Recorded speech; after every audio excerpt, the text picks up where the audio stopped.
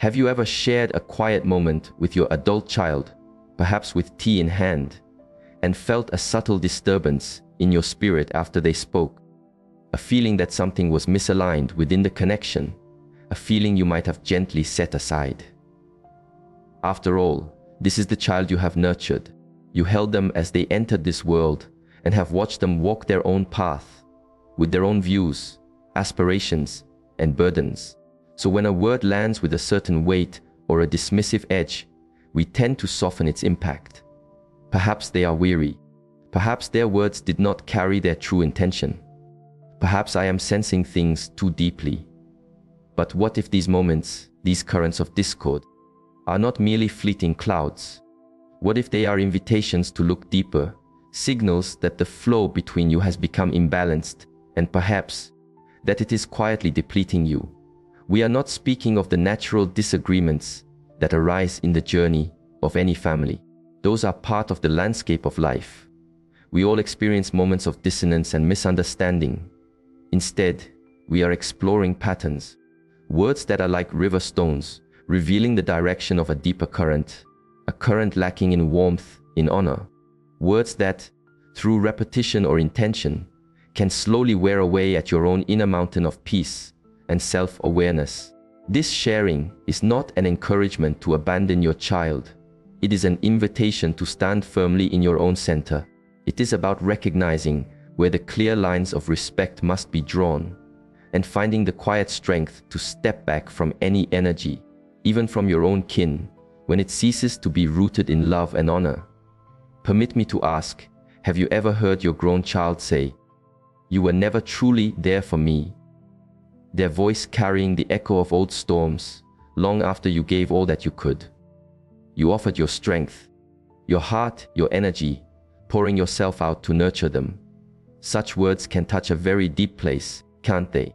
They can make you doubt the very ground you stand on. But here is a truth to hold.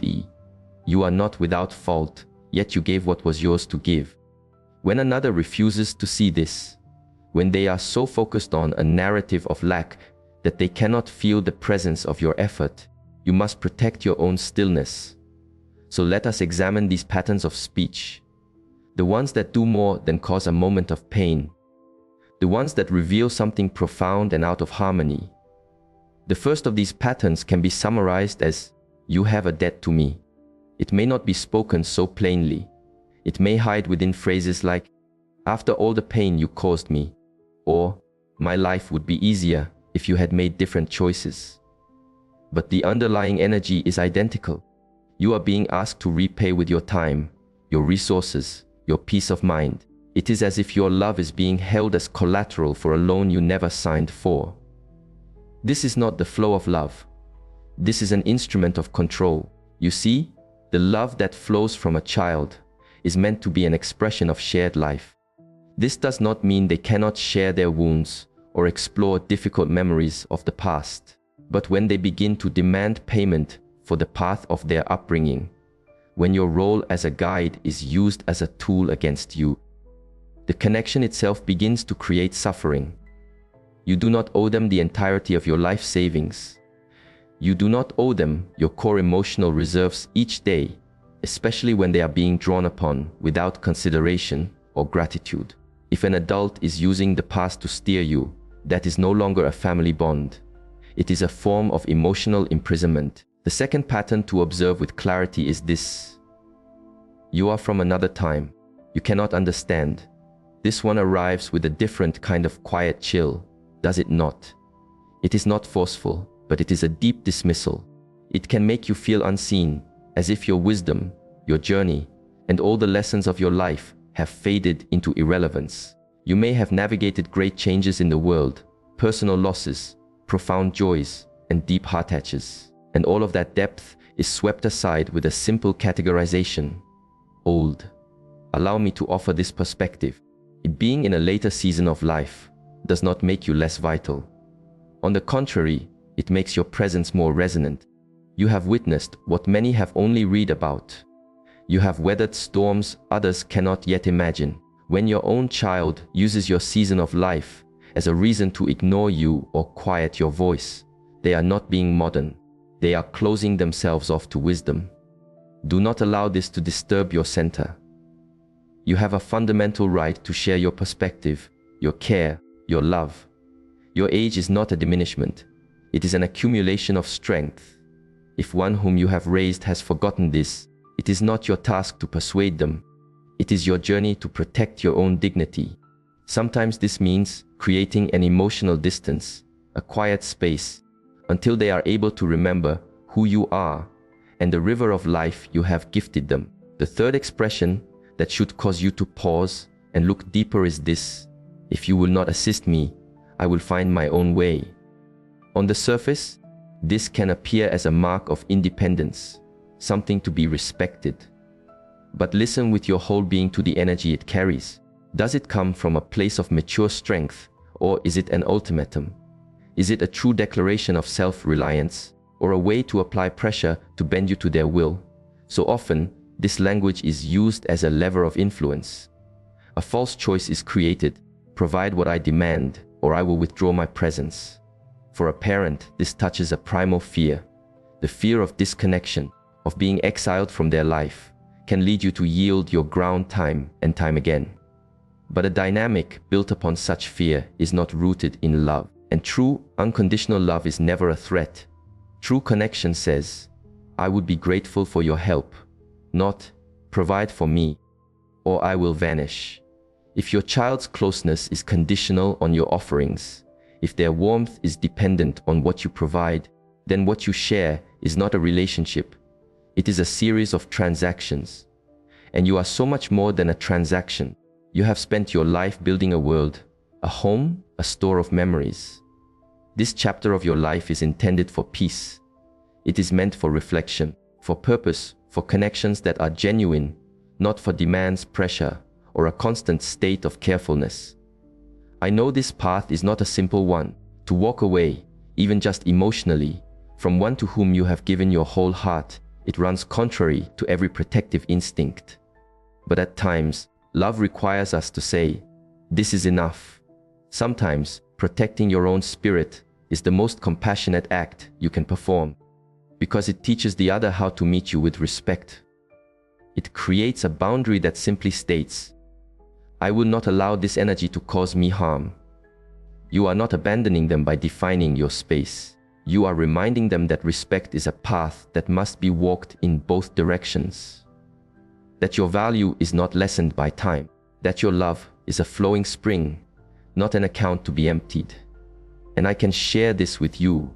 The moment you reclaim your own dignity, the moment you cease to absorb disrespect simply because it comes from your kin, you will find a lightness in your spirit, a freedom, a strength. Now, let us continue our exploration, for there are more patterns to illuminate, and each one offers a powerful insight into how we are being met by others and how we must learn to meet ourselves. When someone you love begins to treat you as secondary, when their words carry more control than care, it is more than just a source of sadness. It is profoundly draining.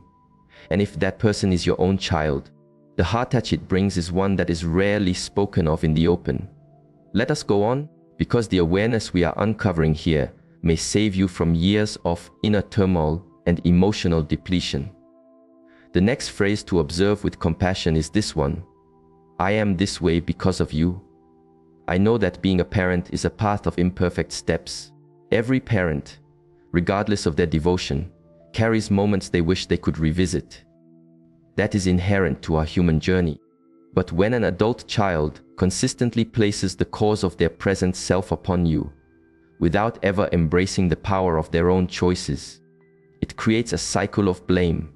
And this is a heavy energy for any parent to carry indefinitely. You may hear this during moments of friction, or when they are navigating their own struggles. They might say, if you had been more encouraging, I would not feel this fear. Or, if my upbringing was different, my life would be better. And again, because you are their parent, the words land deeply. You may begin to question every choice, every moment of guidance, every sacrifice you made with a loving heart. But here is the unchanging truth. Guiding a child does not mean you must carry the weight of their adult path. They possess their own free will. They have made countless choices as sovereign beings, and those choices belong to them. Projecting their difficulties onto you may offer them a moment of relief, but it prevents their own growth. It keeps them anchored in the past, and it keeps you confined in a state of shame. You did not raise a flawless human, just as you were not a flawless guide. But if you led with love, if you gave your best, and if you continued to offer your presence, even through hardship, then you have fulfilled your sacred role. The rest of the journey, that is theirs. Do not permit them to place their life's burdens around your neck. And if they continue to do so, despite your sincere efforts to support their forward path, if every interaction becomes a reliving of old grievances, then it may be a sign that a respectful distance is needed. Not because you have ceased to care, but because you care too much to continue participating in this pattern of hurt. Now, the next phrase might surface in moments of heated emotion or even in a space of quiet intensity. It is this: "You never truly loved me." If these words have ever been directed at you by your child, I invite you to pause and take a steadying breath right now, because I am aware of the profound depth of this wound. That single sentence can feel as though it gathers every act of care, every meal prepared, every sleepless night you spent waiting, and casts it all into a void. But let us be very clear. This expression is not just painful, it is a form of deep violence to the heart. Love does not always appear in perfect form. Sometimes love is not expressed in the ways people expect. Perhaps your way was not one of outward displays. Perhaps you were not always present in body, but you gave the essence of what you had to give. Love is not measured in grand declarations. It is measured in quiet consistency, in the act of being there, of remaining, of making difficult choices that were not always understood. For another to attempt to erase that entire history with one statement, it is more than unfair. It is an emotional weapon. It is often used to gain the upper hand in a conflict, to devastate you to the point that you surrender, that you ask forgiveness for wounds you did not inflict. You cannot spend your season of harvest defending yourself to someone who has chosen to forget the sun and the rain you provided. If they are willing to turn your own heart against you, this is not a child seeking to heal. It is someone seeking to control. And at times, the greatest act of love is to release your grip. You do not need to keep proving a truth to someone who refuses to see it. True connection does not require convincing. It sees, even when things are imperfect. If your child's love for you were a clear spring, they would not seek to muddy its waters with such words. They would not wish to be the source of your tears or your pain. Which brings us to another phrase, one that reveals so much more than it appears to on the surface. You are simply being overly emotional. This one may not sound as severe at first. It may even be delivered with a light tone, but do not mistake its effect. It is a way of dismissing your inner world, a way of silencing your truth, of invalidating your feelings, of making you believe that you are overreacting each time you give voice to your experience. And let us be honest, how often in life have you been subtly guided to be quieter, to be tougher, to not create waves? Especially as your life has progressed, you may have noticed that your perspective is not always given the same space. People may speak over you, not without truly hearing. So, when your own child brushes off your authentic feeling with a dismissive, "You are being dramatic," it reinforces a painful story, that your inner state is not valid, that your view is outmoded, that your voice has no place in the present moment. But let me offer this truth for you to hold. Your voice matters more than ever. You have lived, you have learned, you have endured, you have loved. And your perspective is not dramatic. It is rooted in the rich soil of experience. It is full of meaning. When someone, especially one you raised, attempts to make you feel small for expressing your truth, that is not just a lack of respect. It is an act of silencing, and you are not required to accept it. You deserve to be heard. You deserve to speak your heart without fearing ridicule. And if those closest to you cannot provide that space of listening, You are fully empowered to create that space for yourself, to step back, to draw a clear line, to affirm, no, I will not be dismissed. Because this phase of your life, this chapter you now write, is not about pleasing those who do not see your value. It is about standing in the quiet strength of who you are. It is about rediscovering peace, dignity, and inner joy. It is about living fully, without being pulled down by the emotional weight of another's unresolved journey. So, as we continue to illuminate these patterns, I ask you to remember that every single example is not just about words. They are about energies, patterns of control, of disrespect. The moment you begin to recognize them for what they are, you begin to reclaim your own energy. This is not about turning away from your family. It is about turning toward yourself, toward the self-respect, the peace, and the clarity that you have earned. You are not too far along your path to set boundaries. You are not too seasoned to begin anew. You are not too late to say, this is enough. And if any part of your heart resonates with these words, if you are recalling a conversation, a glance, a moment that made you feel diminished, know this: you are not walking this path alone. So many parents carry this unspoken weight, but today, you have given yourself the gift of naming it. And soon we will speak of the final phrases that are of true significance, because they reveal the deepest truths about where you stand and how to walk forward in strength. Let us continue, because the next pattern we must illuminate may appear harmless on its surface, yet underneath it carries an energy that can quietly wear away your sense of worth. It is this: I did not ask for your view.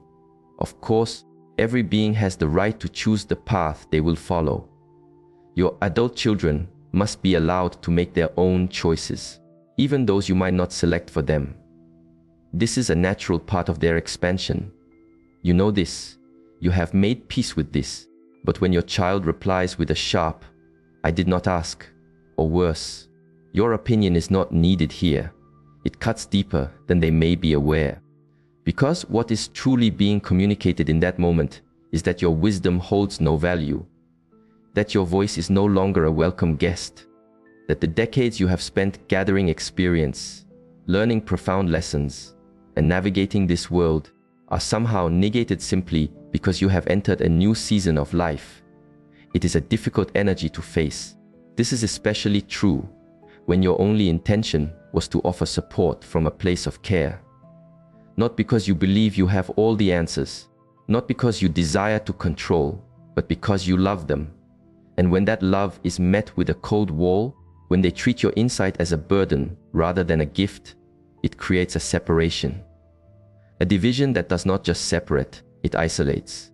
If your child constantly quiets your voice, dismisses your thoughts, or makes your presence in their life feel conditional on how much you agree with them, that is not a relationship of mutual honor. That is an exercise of control. And no parent, no matter their age, deserves to be relegated to the silent edges of their own family. You are allowed to hold your views. You are allowed to give them voice. And even if they choose another way, a respectful adult child can hear your heart without contempt. If they cannot, you must ask yourself, are you pouring your energy into a connection that no longer offers its own energy in return? Now, we have held what is perhaps the most difficult phrase for this final reflection, and I wish to speak of it with great care. It is the moment your child says an utterance like, "You are the one who needs guidance, not me." There is a context in which this might be spoken from a place of sincere concern. Perhaps you have been struggling, or they perceive that you are in pain and wish to help. That is one energy. But far too often, this phrase is not used out of love, but as a deflection, a way to avoid their own self-reflection by turning the light of scrutiny back upon you. Imagine you are attempting to address a point of disharmony. Perhaps it is their manner of speaking to you, or a way they have been acting, and instead of listening, they respond, "You are the one who is confused. You need help. You are making this into something it is not. This is not care. This is the creation of fog, and it is a profound disservice. Because the moment you begin to question your own reality, your own perceptions, your own memory of what has transpired, you become vulnerable. You become easier to influence. You begin to shrink, to doubt, to apologize for things that were never your burden to carry. And this is precisely how emotional imbalance is maintained. So, allow me to remind you of a very important truth. The need for support is part of the human condition. But to be told you need help as a method to silence you, to bring shame upon you, or to shift accountability, that is not support. It is an attack. And when it flows from your own child, it is all the more potent, because they know the landscape of your heart.